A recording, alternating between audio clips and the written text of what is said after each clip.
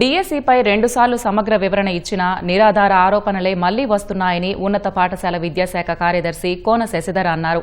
Job క్యాలెండర్లో భాగంగా అక్టోబర్లో మళ్లీ డిఎస్సి నోటిఫికేషన్ వస్తున్న సందర్భంగా ఎవరికీ ఎలాంటి అపోహలు ఉండొద్దని ఆయన తెలిపారు. ఈ నేపథ్యంలో డిఎస్సిపై వస్తున్న ఆరోపణలు సహా హారిజంటల్ రిజర్వేషన్ విధానంపై మరోసారి వివరణ ఇచ్చారు. మెరిట్ లిస్టులన్నీ వెబ్సైట్లో ఇప్పటికీ ఉన్నాయన్న కోన శశిధర్ అనుమానాలు ఉన్నవారు చూసుకోవచ్చని తెలిపారు. 1:1 విషయంలోనూ చాలా మందికి ఉన్న సందేహాలను ఆయన మరోసారి నివృత్తి చేశారు. Mere call letter for verification of certificates does not mean that he is selected.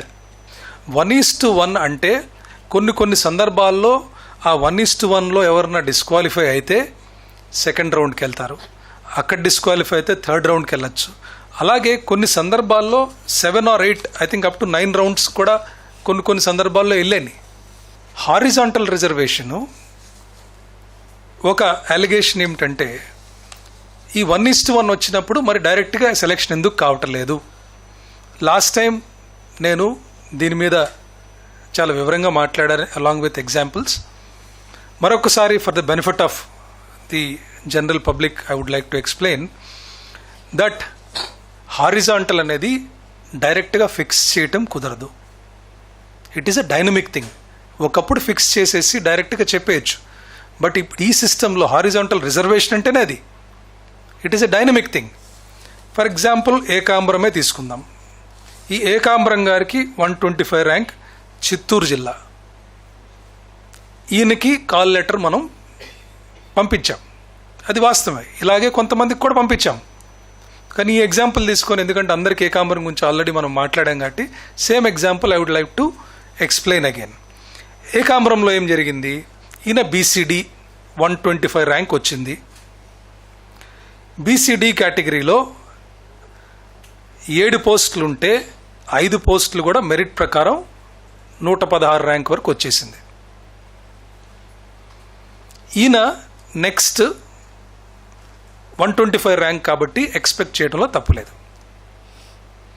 కానీ ఏం జరిగింది, ఇద్దరు ఫిజికలీ హ్యాండిక్యాప్డ్ కోటా వాళ్ళు బీసీడీలోనే అక్కడికి వచ్చి కూర్చున్నారు. వీళ్ళు ఎందుకు వచ్చారు అనే దాని గురించి లెటస్ అండర్స్టాండ్. ఒకటి, బుసిరెడ్డి రవి అని ఓసీ క్యాండిడేట్. ఆయన ఫిజికలీ హ్యాండిక్యాప్డ్ కింద అప్లై చేసి ర్యాంక్ వచ్చి ఓసీలో కాల్ లెటర్ వచ్చింది ఆయనకి.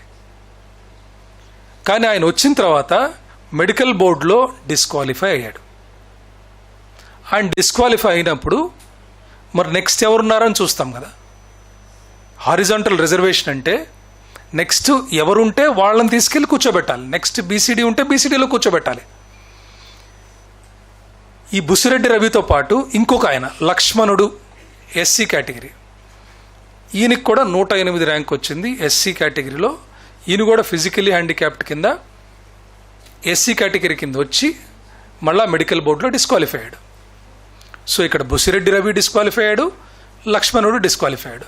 సో ఇద్దరు పోవటం వల్ల ఇద్దరు నెక్స్ట్ క్యాండిడేట్స్ ఎవరని చూస్తే ఇద్దరు కూడా బీసీడీలో ఉన్నారు. That is something we cannot predict. So అందుకనే హారిజాంటల్ రిజర్వేషన్ అనేది డైనమిక్గా ఉంటుంది.